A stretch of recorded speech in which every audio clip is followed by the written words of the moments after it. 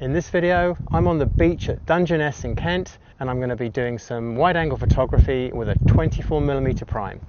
This place is full of decaying old boats. It's perfect for black and white photography, perfect for wide-angle photography, and I'm going to talk about some of the things that I think you should bear in mind to get the best results from your wide-angle lenses.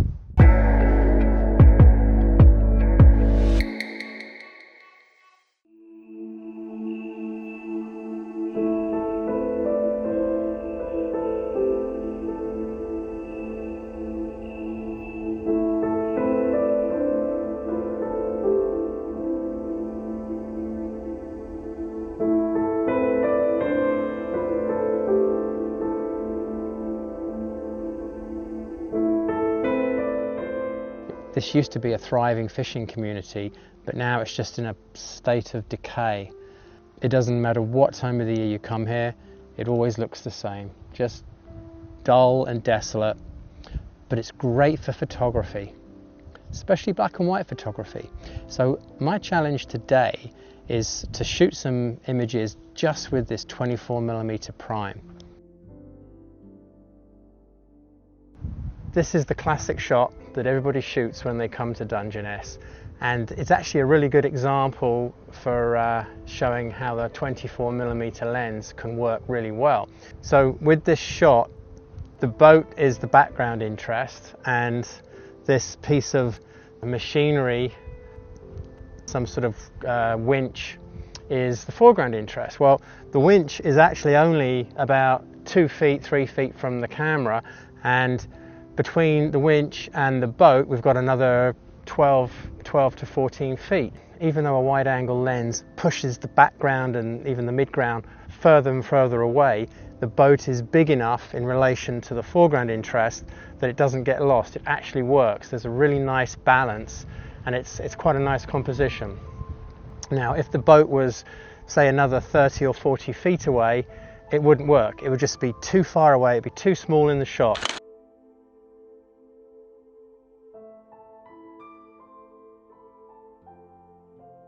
So I mentioned balance. What I'm trying to say here is a wide-angle lens allows us to get really close to some foreground interest and create something really dramatic that leads the eye into the frame.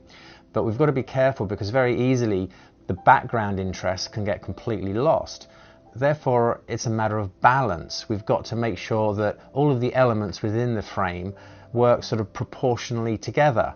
I personally like to try and create a visual hierarchy in my compositions and lead the eye through the frame from one element to the next and not have the eye confused and not know where to look first. And also I don't like my elements too far apart in size unless it's helping to tell the story. Let's take a look at this image as an example. In this original composition, I find my eye starts at the winch and is led into the frame towards the boat. I think there's a nice balance there. If the boat was larger, the winch and the boat would be fighting for attention, and this composition just doesn't work as well. I think it creates a little bit of tension.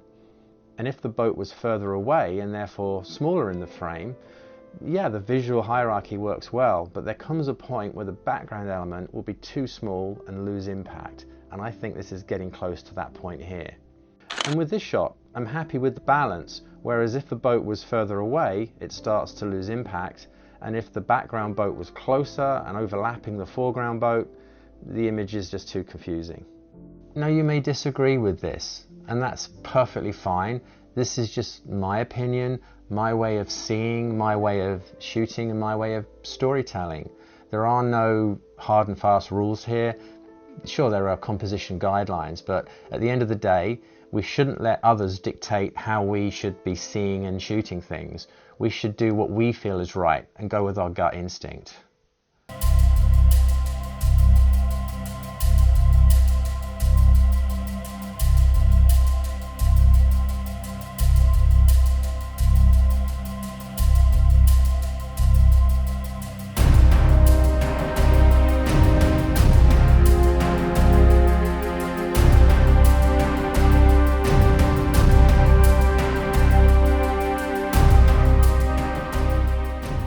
One thing to bear in mind when shooting with a wide angle is your foreground interest is going to be really close to the lens, and your midground or background interest is going to be quite a bit further back.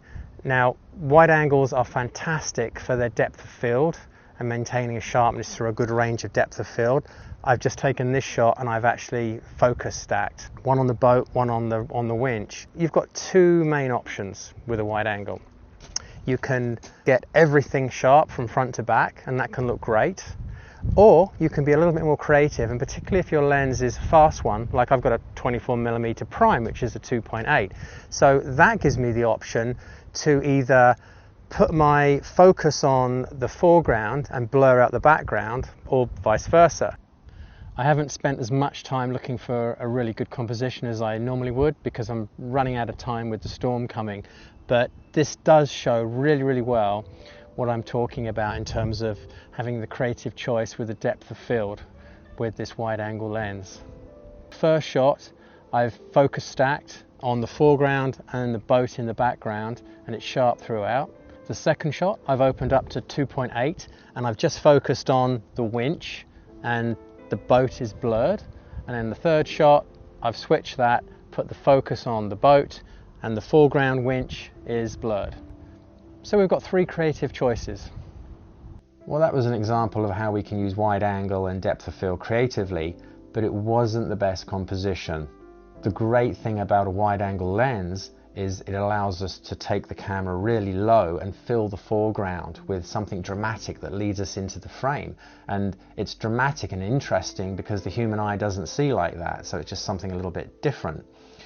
But by lowering the camera in this particular shot, it didn't work because the winch cut into the horizon, and I think when we lose the horizon, the beach, the desolate beach, we've lost part of the story. Yeah, didn't quite work, but you get the idea. One small point I mentioned earlier about focus stacking to get really sharp foreground through to background. You only actually need to do that when your foreground is just a couple of feet from the lens and you still want to get the background sort of towards infinity sharp as well. You do need to focus stack then, but in most situations, if your foreground is, maybe 6-8 feet away, if you're shooting at f11, f16, and especially if you understand hyperfocal focusing, you're going to be fine with just the one shot.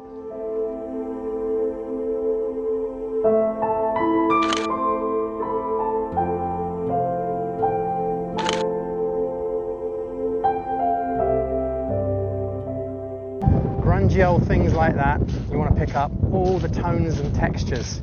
So overcast lighting is always the best. This bright sunlight that's just come out, not so good.